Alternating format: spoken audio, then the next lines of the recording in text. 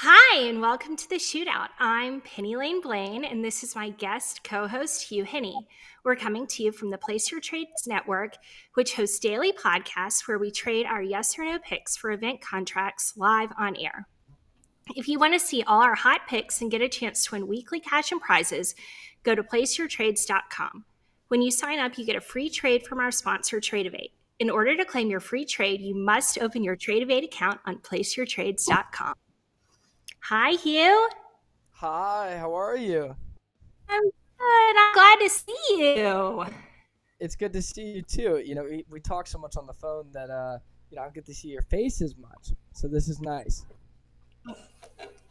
Yeah, for sure. Well, you have so much going on. I feel lucky to get some of your time. No, please, please. It has been really busy, but it's been a good busy. Or at least that's what I tell myself. But no, it's really cool. Thank you so much for having me. This has been so the works for a bit, and this is really fun. Do you have a handheld mic? I do. So this is I'm home at my parents' house for the night, and this is my I won't call it a make. Well, yeah, it is kind of my makeshift office. This is where it all started. Well, I'm glad to see it. What's that in the background? I hope it's some high school memorabilia. You know what that is? I was when I started up my computer, I looked at it, and that is from my high school homecoming football game. Yeah. Wow, that's got to be 8 years old now. Speaking of football, thank you for that little intro. Do you mind giving us the 2-minute recap about how your would have been amazing football career ended and it got you right into trading? That's exactly it. I have my story lined up for when the eventual young grandkid Hennies come along. Of course. That Any moment now. exactly. Well, I would have made the league, obviously. Sure. If I didn't have the heart condition. But yeah, if for anybody that doesn't know me, my name is Mitch Hennessy. Publicly, I go as Hugh Henne, and pretty much this whole thing started because of football. I have a pretty large family, and my mom comes from a family of 12, and 7 of them are boys, and 6 of the 7 boys are above 6'3", and there's one uncle that is 5'8". And so when I was in 6th grade, 7th grade, and I was 5'9", I was like, yeah, I'm gonna be 6'3", like I'm gonna be JJ Watt, like it's over, I'm going to the league, like Sure. as any Sure.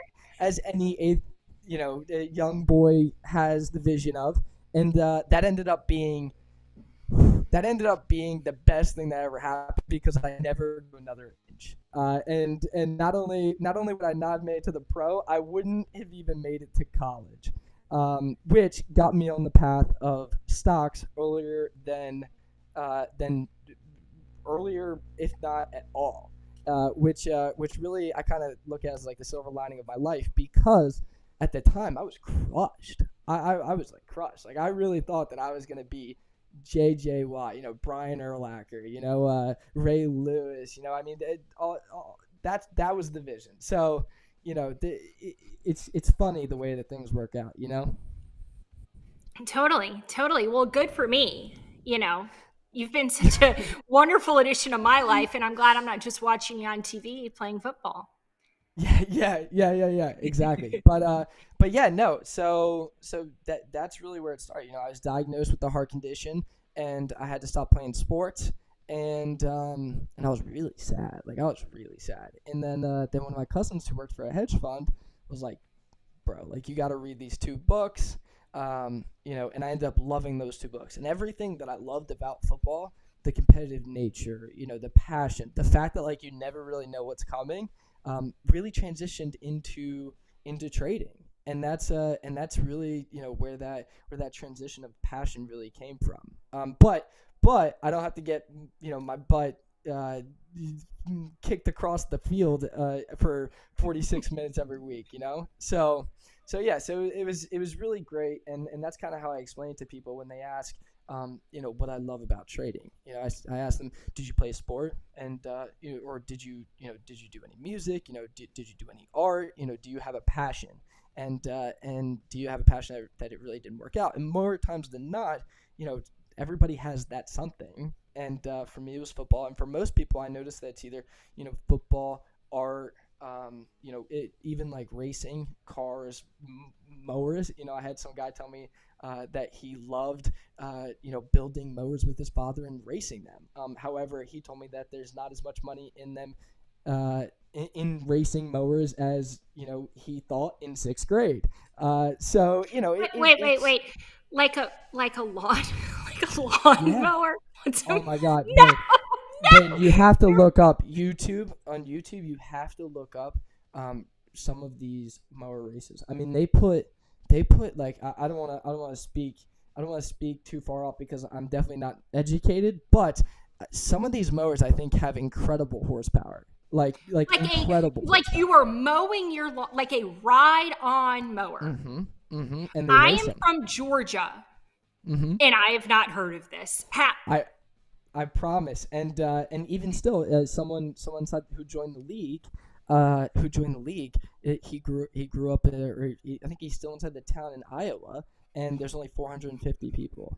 And I said, is it kind of like was that Sam Hunt's song, Small Town, that's kind of the first thing that comes to mind. So yeah, but that's really where, when I explain to people, that's kind of how I usually explain it, because everybody can relate to that. I'll call it like that. Like it still hurts a little, I feel like, for most people, like that thing that they were so driven and so passionate about, and it just didn't work out. That could be trading for me. No, listen, that could be trading for me, Blaine.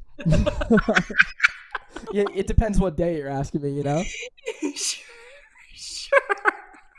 I'm like thinking about that today when I was sending you my P&L. Like, well, today we're green, but you've been killing it this week. This week really this month I feel like you've really been doing well, and you're really starting to find your own little like niche, and you're really starting to get comfortable inside your trading, which is really cool to see from my perspective. And I think everyone else follows you.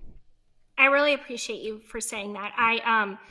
On my podcast, the Penny Lane podcast, I interviewed Jared Tindler, who I'm really, really obsessed with. Jared Tindler, and he does sports and trading psychology. And the episode was so good that I signed up to be a client of his. And in our first episode, he told me that the only way that I was truly going to be happy trading is when I found my own voice. He's like, no matter who you follow, what you do, like you personally are not going to be satisfied until you're doing it the way you want to do it. And I do feel like I'm getting closer. I mean, getting closer. So not without the help of some incredible people, but definitely no, and that's so important. I think like I don't think I've met a trader who works for a banker or who does it for themselves, who never really feels like they're completely there. Like I think that's the part of the beauty of trading, is that you're always chasing perfection, and perfection is unattainable, which is kind of the double-edged sword. It's the beautiful thing of trading, is that you can never really reach perfection, but you're always chasing it, which kind of always keeps you hungry, which I love about it. That's another thing. It's the same thing like football. Like you're never gonna be perfect. You're never gonna have a perfect. I shouldn't say that. Very few people have achieved a perfect season, and I'm gonna go on the limb here and say that no one's achieved a perfect career. And I think same thing. That's the beautiful thing of sports. That's the beautiful thing of trading. Same thing with art. You can relate it to art. You can relate it to music. And I think that's really, really the beauty of having a passion and being so deep into that passion. Absolutely. And you and I have talked about, I'm a painter as well. We both host a Yeah. podcast. We're both creative. And, be it football, be it painting, be it trading, be it podcasting, there is that magical flow situation that happens that even when you're not perfect, you can be in that moment that is truly like better. Oh, like what is better than that? I don't know. I think it's just the best. 100%. I wanted, before we get into these event contracts, which I'm so excited to show you, you haven't seen them yet. I wanted to tell a quick story that is a little bit embarrassing about you and me, which I think the audience will like. So you and I met in New York not too long ago, last spring. Yeah. And so Hugh also has an incredible podcast, much better than my podcast. It's called Penny's Going in Raw. He inspired me to start my podcast. He sponsored my podcast. He's been a massive, massive help to me in the podcasting world. But we do have in common that we both have podcasts about the market, day trading. Initially started day trading stocks, and we met up in New York and we had dinner at a table with people who, when I started trading, were my legitimate heroes. And I was very starstruck being at that table looking around. And now these people are like my best friends, really. But it was an overwhelm. And I think I kind of was like, oh, I'm like at the table with these people. Maybe we're kind of like, on the same level. And then after dinner, we went to a nightclub. I'm 38 years old. I'd never been to a nightclub before in my life. And I was feeling like pretty pretty cool. And Hugh and I walked up to the bar together, and the bartender was like, oh, yo, you're Hugh from Penny's Going in Raw, like recognized him immediately. And I was just standing there like, he was like, going crazy about Hugh. And I was like, oh, I mean, that's so great. Like, yay. And then Hugh pulled out his phone and was like, hey, I got to text my mom. That was so cool. And Yeah. that's my Yeah. favorite Hugh story. That and Justin, who's the bartender that Penny discusses, now we text all the time. Like all the time. Like we're No. I'm gonna go out and call his friend. Yeah, no. We talk all the time. His girlfriend's great, and she's doing some really cool things. And but that's really that's the other thing. I don't think I'll ever get over. Dan meets way more people. But I think that like anytime that someone comes up to me, I still just assume that like there's something like my shoe's not tied or like I dropped like my wallet or something. And then they say Hugh, and like I think like every single time that it happens, I still am like, me Hugh, like me, because my name's Mitch, obviously, and so I don't think that'll ever get old, ever. And so yeah, so that is still really cool. And like Blaine said, I still text mom on the side, and I'm like, mom, like someone just recognized me, like I'm still relevant. So no, it's cool. Well, it would not be a Blaine and Hugh podcast if I did text you this earlier today, but I do want to publicly not only thank you for everything you've done for me in my career, but truly, truly say how proud I am of you, of everything that you have done. It's been just as a friend of yours to watch you grow and the steps you've taken and the way you've done it with such like honor, and you've done it in a way that's very true to yourself. And I'm just really proud to know you and really proud to be your friend, and so thankful that you joined me here tonight. Certainly, and I really, I attribute that to my parents and all of the people that really helped me get to this point, because Lord knows it was certainly not by myself. Like if not more because of everybody around me than myself. So that's really one thing that I notice that, like, sometimes when people kind of veer off the path, or veer off their path, it's one of those things where, like, for me, I was really helped so much with so many different mentors and so many people that helped, and my parents, that it always humbles me when I look back and I'm like, hey, like, I remember those days, like when I lost, like, I remember I was 18, 19, and I lost like $8,000 in a day, and I was destroyed. And even still, if I lose $8,000, $8,000 is $8,000, no matter how many times you split it. But at that time, that's when I look back on those moments when I was so close to quitting, and I was like, oh my god, like that took me an entire summer to make, just on, in a blip. And so there's so many times that I can look back on and say, hey, if this person didn't do this, or if this mentor didn't help me here, like, or if my mom, or if I was too scared to look my mom inside the eyes and tell her that I lost my money from Chickies and Pete's bartending, or serving tables, I think that I think of all those times. Well, shout out to Hugh Henne's mom on Twitter. Big fan of yours. I'm a mom myself, and I hope that I can raise kids that are as good as yours. Don't give it too much, because then she'll come running in here. I am inside my family home, so she'll get too excited, and then she'll start blowing up my spot and telling embarrassing stories, All right. Well, with that, Savannah, should we make some picks?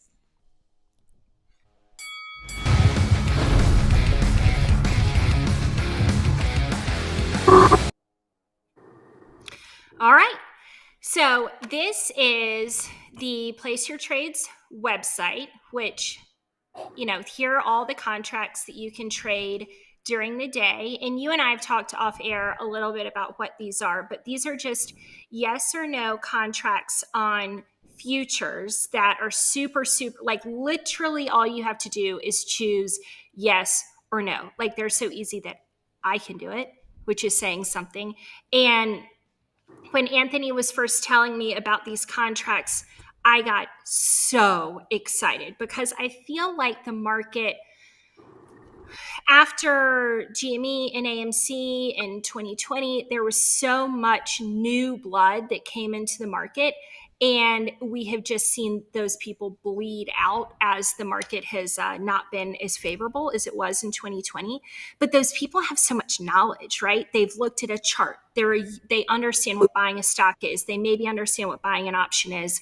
And this is like such a cool, easy, fun way to get back into it with less than $20. You can just make a trade for less than $20, and it's a fun way to be involved in the market. And maybe you make some money, maybe you make a ton of money, but it is just fun and simple. And I'm obsessed with the idea, and I'm so excited to be involved. So you can sign up here, and then you can claim your free trade from Tradevate. But as I said in the intro, it's very important to sign up through Place Your Trades because we give out weekly cash and prizes. Also, we are fun to hang out with, so you should do that. So anyway, when you get the app, it looks like this, and you can just, what on here would you like to make a pick for, Hugh? We have all. Sorry, my screen's kind of small. Let me see. We have gold, we have crude oil, we have the Russell, the NASDAQ, the S&P. I like gold below 1,700. All right, let's check this out. So you can click on gold, and then so you can just click yes or no here if you just want to buy the at the money, or you can open up the strike list and you can below 17K. I really like gold, especially that's a pretty big level for gold. That's a pretty big level for gold. And so I typically, 17K is my typical, target. I'll typically go right below that, when I'm trading. And so I typically like, what is that, 1690 right there? They're at 1690, 1680, 1670. 1690. All right, 1690. My account's not funded, obviously. So it's not going to let us choose it. But anyway, I like your pick. We'll take note of it. I would like to get really into trading copper. I want to give a shout out to Canny. I told you I'm going to get real into trading copper. Why? The penny is made of copper. So I wouldn't be here without copper. So I think I'm going to be like the copper queen soon. So here's copper. You can trade it. I think this is so fun. I can't wait for the future. Wasn't that easy? Yeah. I mean, no, it's a cool thing because it kind of brings together, everything, gambling, which everybody loves. It not gambling, but like that same feel of just one touch. But also you're trading commodities, and you're trading things that all of us traders really enjoy. Different markets. Yes, it But it gives like that gamifies seamless it. process. Yeah. Yep, and we love that. I mean, honestly, in 2020, when I opened my first Robinhood account and funded that bad boy, that was what was more fun than that? I kind of wish I could go back to those days. And this gives you that fun, gamey, easy feeling. So I'm very excited about it. All right. Well, without further ado, I would love to bring in our secret guest, TJ Stripling. Hey guys, what's going on? How you doing? What's TJ, up, TJ? hi. Good to see you guys. Oh, Good to see you. I'm so excited to see you.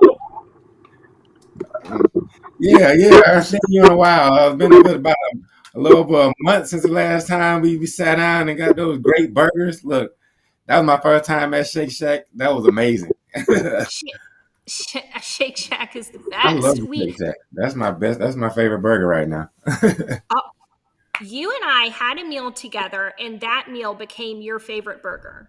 Yeah, I'm right. Literally, right now it was between that one and I love Jim and Nick's. I love their burgers too. I love Jim and Nick's. I had that for the first time maybe a year ago.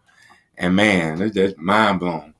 Well, we're really bonded for life then. Yeah, we good. We good. If that's your favorite burger. I just to introduce everyone to you, I want to make sure that I can do this. I'm still, I'm not great on the computer, so we can see it. We can see it. I have some pictures of you in your glory days here. Yeah. That was a long time ago. Goodness gracious. Goodness gracious. Here we are, a former Man. UGA football player. Go Dogs. Go Dogs. Go Dogs. National champs. Don't forget to put that on there. I mean, we are the current reigning national champions, and I do not think we would ever be able to say it. Yeah, make you stick your chest out a little more, yeah. I know. I've had to give so many lectures throughout my life, especially to like my in-laws, about like being a Georgia fan makes you tough. Anyone can be an Alabama fan, right? Freaking roll tide, whatever. We're going to win. Anyone can be an Alabama fan. You got to have grit to be a Georgia fan. You got to want it. Right. I'm proud. I'm proud to be a Georgia fan. Look, also, I went to Georgia. So, right. Yeah. Yeah, you gotta kind of have tough skin a little bit. If like you say, Alabama, who was known for winning a lot, it's easy to go out there, but taking a loss after you won 2 years straight, 3 years, that's a little harder. I mean that's a little easier. Now we lost games. Look, I'm gonna tell you, my freshman year, we were 6-7. Literally probably the worst year of football that I know I've ever had. But it was something about that team, that I really feel. I think we were a lot better than a lot of the teams that actually had better success, but we just weren't together. So just little things like that, just in and out of programs, always having that change up. It kind of makes it a little hard to have a winning mentality. Everything kind of has to gel together, in order for you to be successful with it. For sure. Yeah. For sure. Yeah. But that's a great picture. I'm loving. I'm loving the picture you have of me here, though. Yeah, action shot. Yeah, good action shot in it. So your first year, I did some Googling on you. This is for those of you the Penny Lane podcast. I've never been prepared once in my life, but today I did some Googling. Right. If my Googling was correct, you started in 2011, and you're from Decatur. I am. I'm from Decatur. Yep. It was 20. I played there from 2000. Really? Yeah, it was 2011 to 14. Mm-hmm. Okay. And did you have a knee injury? I did. I had a knee injury my freshman year. I ended up tearing my patella tendon. It had to be around the 6th game of the season. I don't want to get too into it because it's kind of really nasty. But yeah, a horrible knee injury. That kind of set me back a little bit, but it opened my eyes to a lot more too. So Yeah. Yeah. Or do you have any residual pain from that? all the time, man, you don't understand. Literally, I never like when they tell you that you can feel it in your bones when it's about to rain. That's me. That knee. I know it's about to rain. I swear, when that knee starts to hurt. Oh my goodness. And I mean, That's terrible. Yeah, man. It was kind of a career kind of derailing injury because it took so long for me to actually come back to 100% from it. And when you're playing in that type of environment, the SEC, you got guys coming in, 5 stars, it's kind of easy to get pushed to the side when you can't perform. These guys coming in ready to play.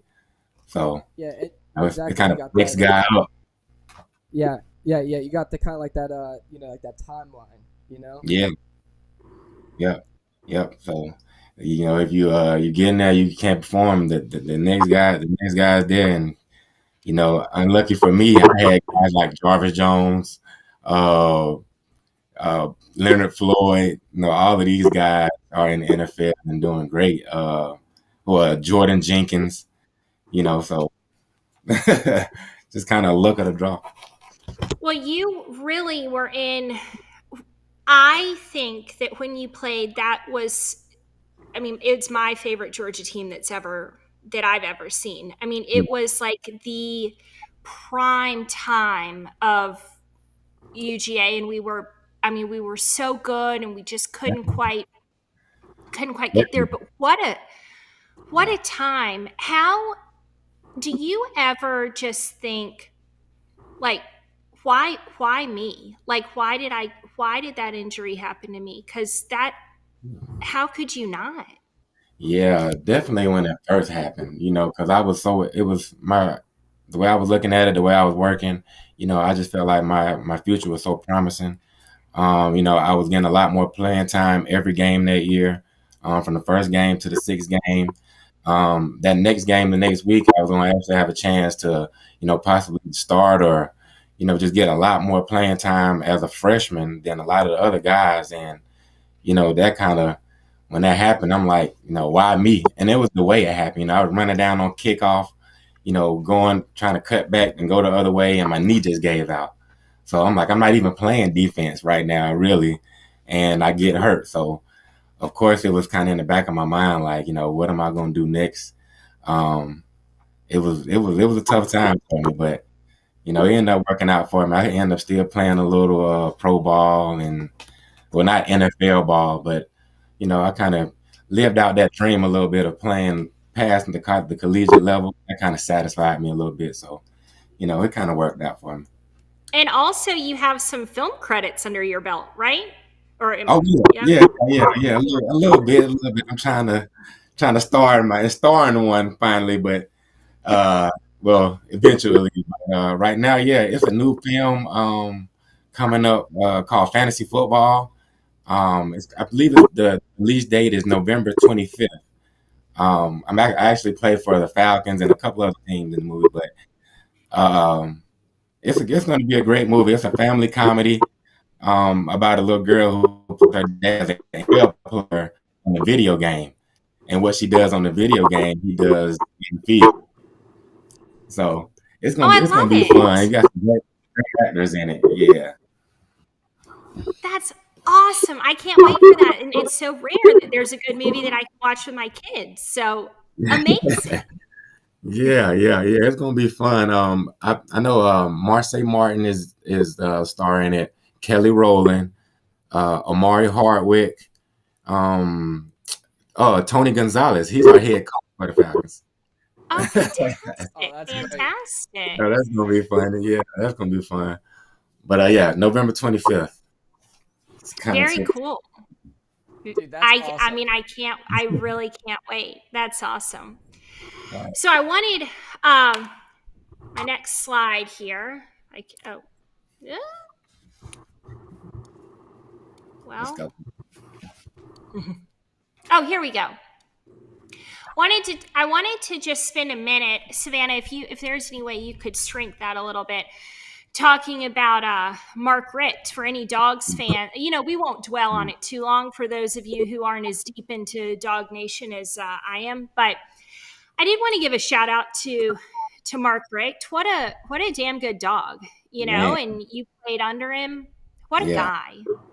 man, I'm telling you, just amazing. And to piggyback off that, what a guy. He's kind of the reason kind of the reason that I chose Georgia to play for. I could have went to a lot of other schools, but it was the connection that I had with him, the conversations that I had with him. That kind of felt a little more personal. That kind of made me want to, definitely go to Georgia. I don't know how many people know, but when you're getting recruited, you have a lot of guys come to the school, a lot of different schools come to your high school, and they're not always the head coaches. They have the assistant coaches or whatnot. And after talking to them for a while, one day Coach Rick popped up to the school, and he walks in. I didn't know what was going on, but I just see a lot of my guys on the football team, they see him coming, and it was kind of eye opener. Like, look, man, I can really go to play football. I got Coach Rick in my school. Like, this is real, And the fact that he took time out with those guys and took pictures with them, and he walked around the school with us for a while, and it was amazing. Went to lunch with us. That kind of stamped me to, I'm going to Georgia. I really want to go, make this guy proud, play for him, and do the best I can, because I know that he really, in the end, cares about me, to say the least, I love that. I love that his private persona is as Yeah. good as public. Yeah, and it's Everybody. definitely the same. It's definitely the same. The way he gives it off to, if you see him in a commercial or whatever it is, it's the same exact Mark Rick, the God fearing man, and he lets you know it. Yeah. I love that. I love that. And, that's not to say that we don't love Kirby. I mean, that man has his belt held every Yeah. week. That guy wants to get on the field. I'm a big Yeah. Kirby Smart fan. That visor is Yeah. magical. But there's something about Coach Richt that just Right. Right. It's just it's different. You have different coaching styles. They don't work for everybody in every situation. But Kirby came to Georgia, and it's working for him. Whatever he's doing over there, he's getting them guys together. But yeah, Coach Rick, he held the reins for a while, for a good while, man. He really made the school proud. Even with him leaving, going to a different school, it was still, Mark Rick's UGA. You kind of always, everybody knows that still. Yep. I did not know he was the winningest coach. Second winningest coach in Georgia history. I didn't realize that. So anyway. Yeah, he reeled off a couple. And then to just go through our current, I made this graphic and I put that little mailbox on there. Mail. What you guys know. Stetson Bennett has been playing college football for 6 years now. 6 years. Hugh, what do you know about Stetson Bennett? Anything? Well, I mean, he kind of reminds me of Pickett, and the fact that like he's just kind of like one of those grind out kind of guys, unapologetic. He's been inside the system, or he's been around for so long that he's kind of like the veteran. You take a veteran inside the league. He's the veteran of college football. Like I said, kind of like Pickett. He's just been around for so long that he kind of knows how everything works. We talked about earlier about like timelines.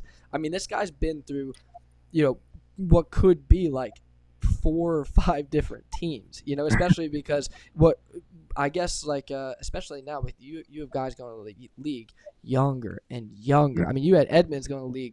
I think he was drafted at 19 inside the first round 2 years ago, the Bills. So now you got, so he's been through it, and it's really cool because I guess I shouldn't say that from my perspective, I feel like it really gives a leg up because he really has been around it for so Right. long and been, in it for so long, which I think probably Right. gives them such a leg up that you really can't even you really It's just can't even you've seen it conceptualize. all. Yeah, exactly. You've seen it all, and once you've seen it once, and especially this kind of guy, like going back to what you said, Mitch, just the grind it out guy. He only needs to see it once. He's probably gonna go back on his off day and analyze that and see where he has to make his corrections at, and that's all it takes, And if you got a guy that does that, as long as he's been doing it, he's a man.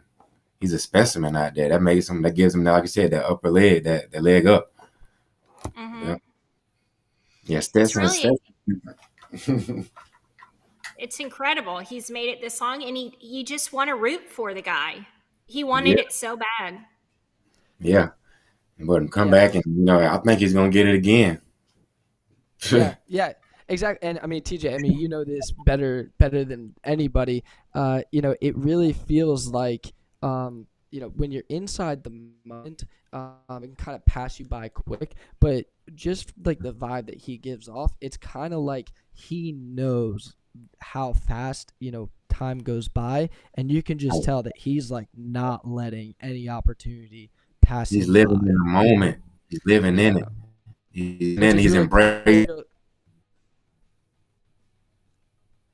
Man, Yeah, no, it's really cool. It's really cool to see, and like I said, is that we only get I only get to see the public facing, but to me it really just seems like he's the type of guy, like when I think about like what you want inside your locker room, like he's the right, dude, and right. that's where I come back to, like Pickett, same thing. He was around for a long time, and same thing is that he knew that if he let these later years pass by, that he would he'd probably regret it. And I think that's what we're seeing week in and week out, which is really, really, really special as dog fans.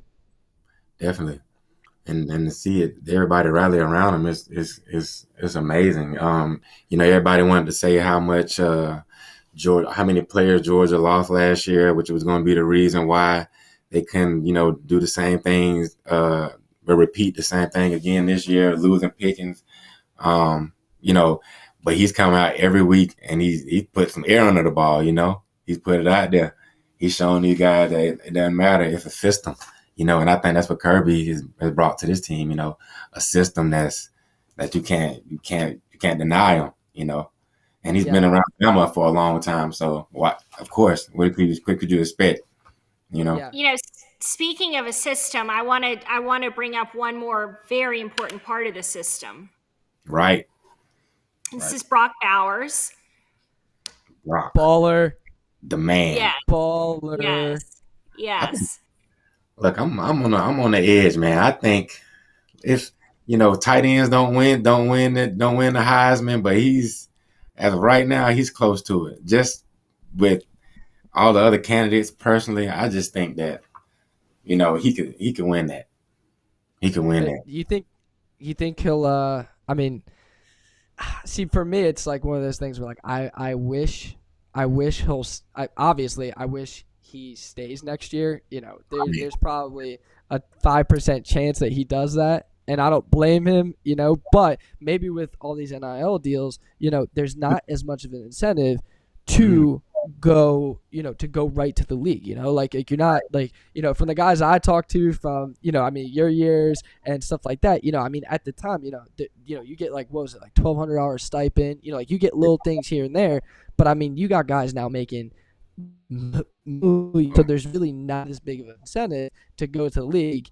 So there's that little part of me that maybe he'll stay one more year. But of course the chance of that is like 5%, maybe. And look, you're right though. That adds another factor. Go ahead, Blaine. I just want to ask a question. The number one reason why people go ahead and go to the NFL, is it the chance of injury? That is a big factor in it. Definitely, you're risking it. going back out there and playing hard as you can for another 12 games or however many games you end up playing. So that's definitely a factor. Especially And then, sorry, go ahead, Blaine. Well, no, I want to hear what you had to say, but I wanted to say, what are the reasons for staying? Go ahead, TJ. You go first. Yeah. Well, just I believe a lot of guys stay for the love of the school, for number one, for the love of the school, for the love of the team, especially if you're on a team that, you're in a position where you may come back next year and be a lot better, put yourself in a better position to win the championship. If you have those kind of factors, I think that's kind of what pushes you over the top. And like Mitch said, with adding the NIL deals to, that's big. That's big because another number one factor, of course, is guys going to the league, making money for their family. That's probably not. That may be number one. Honestly, they might just be trying to get out of there and get to the league and support their family. But if you can still stay in college and come back and win you a championship, with these NIL deals, make that same kind of money. I see that being the reason that guys stay. Yeah. I mean, think for me at least, the guys are like I said, I've talked to is that it's really like you said, it's the love for the team and I guess it's something that I can't necessarily conceptualize, but it's something that I've heard so often is that it's TJ, even the way you talk about Mark, just the kind of love the coach and your team and everything like that it's really hard because that once you leave, you're not coming back. You're not coming back to this, and so if you have the opportunity to, play as a starter 2-3 years, and again, the NIL deal, these guys are going to the league, and again, you can't touch league money, you're a first rounder, you're going to hit, you're going to have 20-30 mil hit your bank account, that next day, or 50 mil, hit your bank account the next day, but you got 5-10 million, that's a lot different than what was it? Right. 2 years ago. Again, $1,200 stipend. You had guys. You had guys getting in trouble for. Look, Johnny Manziel. Now listen, Johnny Manziel ain't is no angel by any means, but you had him selling signed hats out the back door, and for like 20, 30, 40 grand.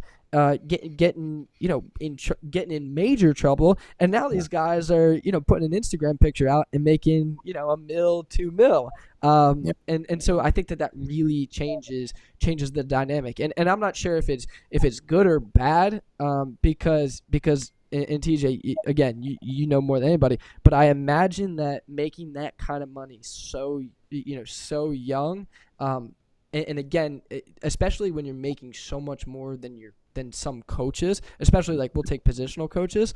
The ego has to get in the way. You got young guys.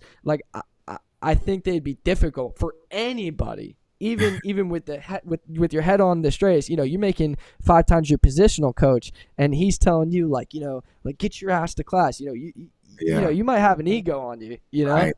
That's, man, I never thought about it that way, but that is definitely something it's inevitable. It's going to happen.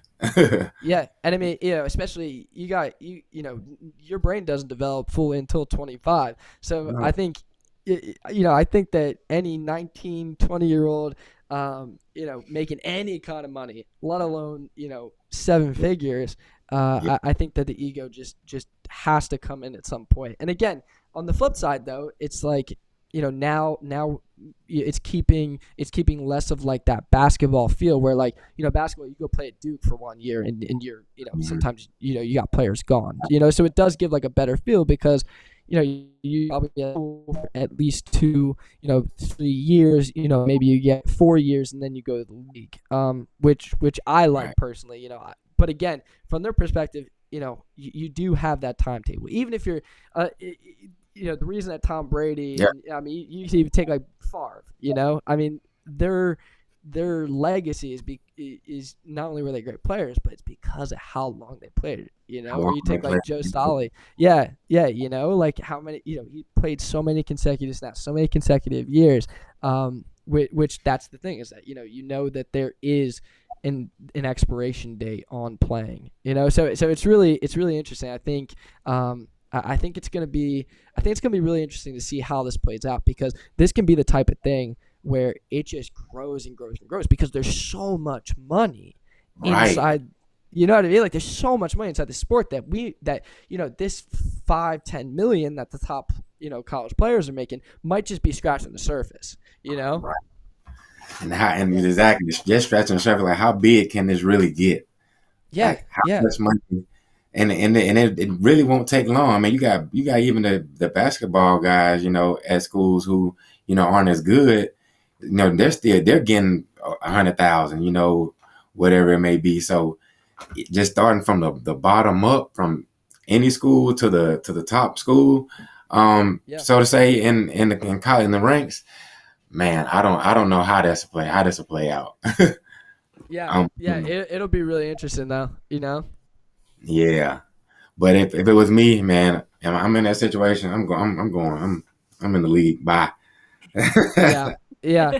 So even if you put yourself inside, if you go back to 2014, not TJ, who because now you're you're not, put yourself inside 19-year-old TJ. Okay. You know what I'm saying? Like think about walking out into Athens, like you are on a college campus, which even if you play inside a big city, like you take Miami, you take any big city, it is a different feel on a college campus when you are the boy. You know what I mean? Like you make that pick 6 to end the game, you know what I mean, and keep you guys top 5. You know what I'm saying? Like and you got $5 million inside your pocket. I'm just saying, like now you're TJ looking back. Right. I don't know. What do you think? What do you think 19-year-old TJ does? 20-year-old TJ does? Man, you think he's still going to league? 5 million? Nah, I'm staying right there. And it's 5 million, and I know it's way more where that comes from. I know that's just the beginning of it. That's the thing about it. If I can get it that young, at 19, man. Yeah. That's where my mind is. And look, and I'm coming back, and we're gonna try to win us a championship. I'm gonna ride it out as long as I can. Yeah. That's how I feel as well. But again, it is so few players make it to the league that it's like, if you have that opportunity, because on the flip side, you also have, and the other part of this is that you have agents coming to you telling you like, yo, bro, like you're if you get hurt, like you're let's just say you're a top. Let's just say you're a top 60 pick right now. You get hurt, you tear that ACL. Now, you're pushing 4th, 5th round. Let's just call it. Now that's the difference of millions, and even the team that you're playing for. And again, you have those agents, kind of breathing down your neck, like, listen, I really don't know, because now I feel like I don't know. I really don't know, but like we talked about, is that it's really because this is so new. I don't know. It's gonna be nuts, because now on the flip side, if it does kind of create like this monster, if you will, it's not like you're gonna take it away. I don't think they'll let you take it away now. Like I don't know. It'll be cool though to watch the evolution of this. Right. Hey, I'm rooting for Brock to come back though. I need him back balling for us. That would be sick. So good. Guys, first of all, I can't believe I just got to witness that conversation, because I've been so endlessly fascinated by that, and to listen to the two of you talk was very cool for me. We have 10 minutes left. We have 11 big games this weekend. We're going to play a little game. Only for bragging rights. I wish I had $5 million to give you, but I don't. We are going to pick the winner of 11 games this weekend. Savannah, our producer, is going to keep track of what our picks are, and I'm going to announce on Twitter who wins. So let's get to the first one. Now, these are yes or no questions, just to tie it back into place your trades, event contracts, yes or no. It is that easy. But the form of these questions is, I don't want you to pick the winner. I want you to answer the question, will Kentucky win over Ole Miss? Go ahead, Yeah. TJ. Yes. Yes. See, I feel like neither of them have really been tested. Like, I don't think either of them have really played anybody stellar. No, and you're right, but I'm basing my pick just off of the just the history of them. I like how Kentucky grinds it out. You know, they're real in your face, real tough, hard nosed. I got them. I got Kentucky winning.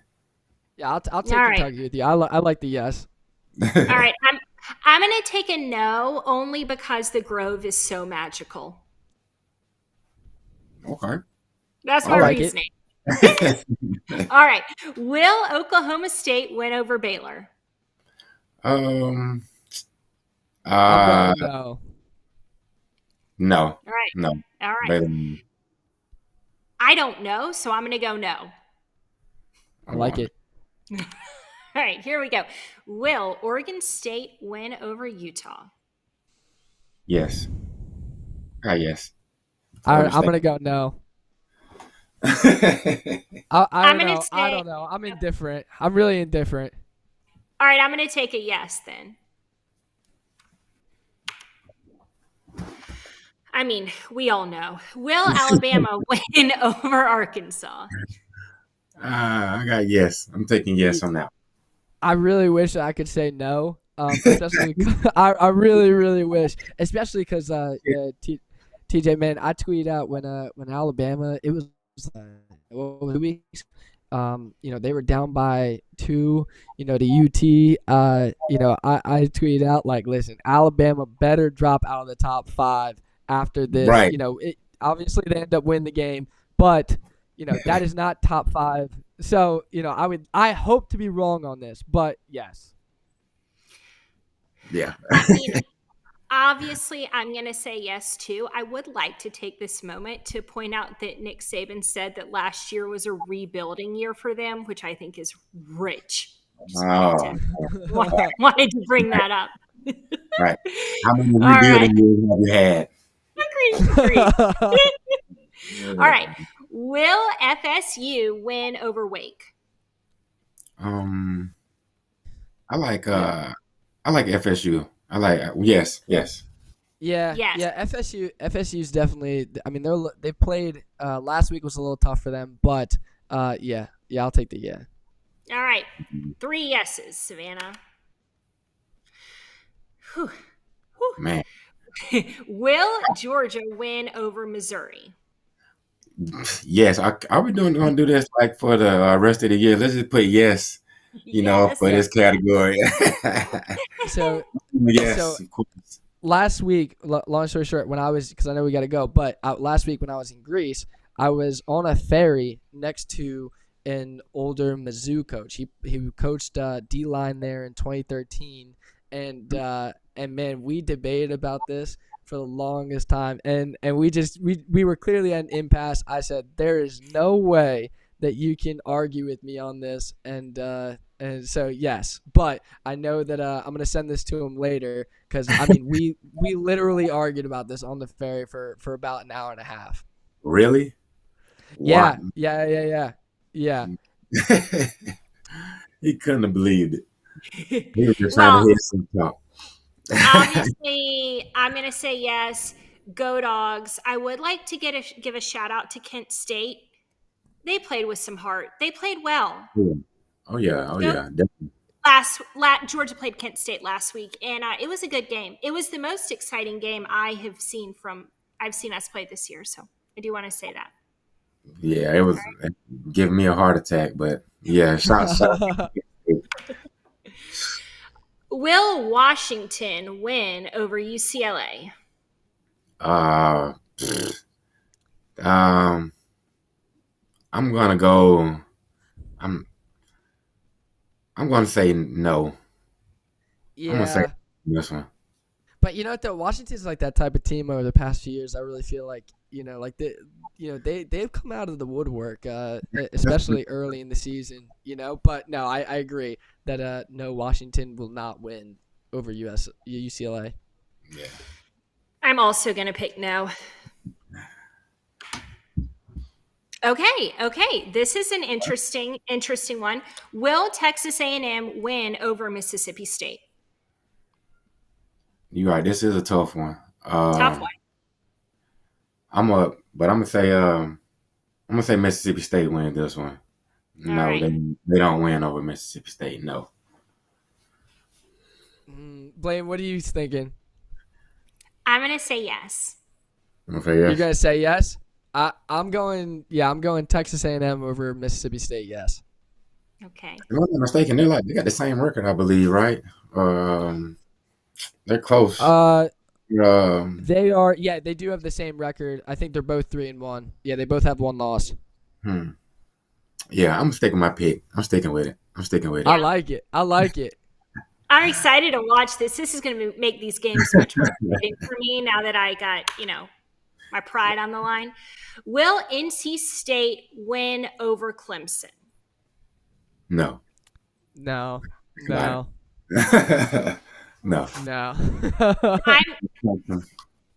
I'm going to say yes, only because I don't like Clemson. I respect it. That's just my feeling. Interesting here. Will Oklahoma win over TCU? I'm going, yeah. Yeah, I'm going Oklahoma over TCU. All right, yeah. I'm also going to say yes. Yeah. All right. Okay, we got two big SEC teams here. And Dan, shout out to Dan, our friend, the Auburn fan.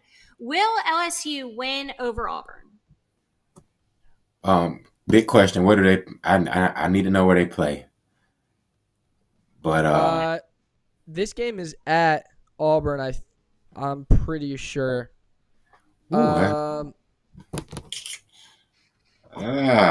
so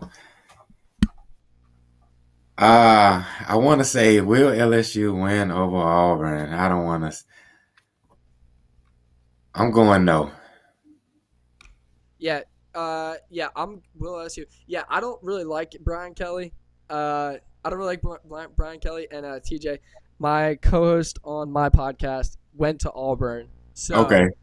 I'm gonna go no, or else he'll be extremely upset. It's the only thing that he really lives for. So yeah, man, I think Auburn can pull it out at home.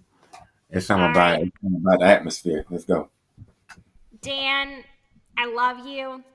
I'm going to take LSU. I'm going to take the yes. I've watched Auburn play some this year. I don't think this is their year. I'm going to take the yes. Let's go. All right, that's it. This is going to be interesting. All right. Well, I can't wait to see who wins. I mean, we're going to have to put some kind of prize or something with this, but it's week 1. So, bragging rights, which is good enough. Right. Right.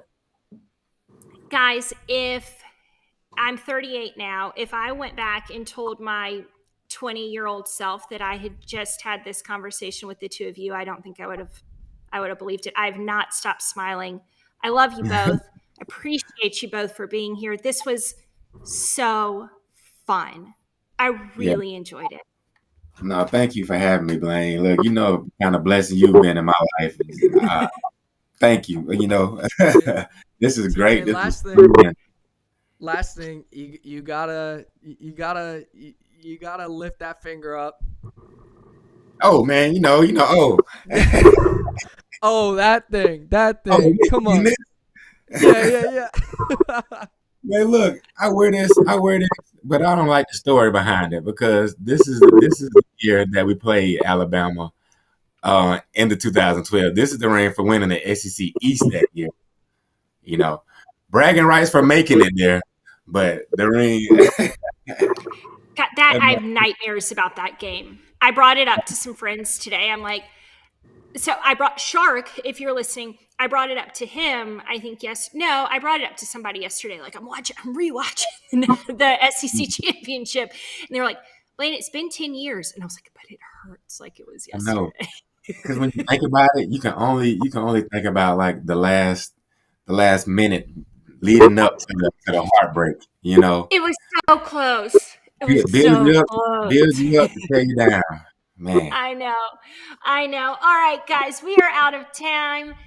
Thank you. Go Dogs. Let's bring it home again.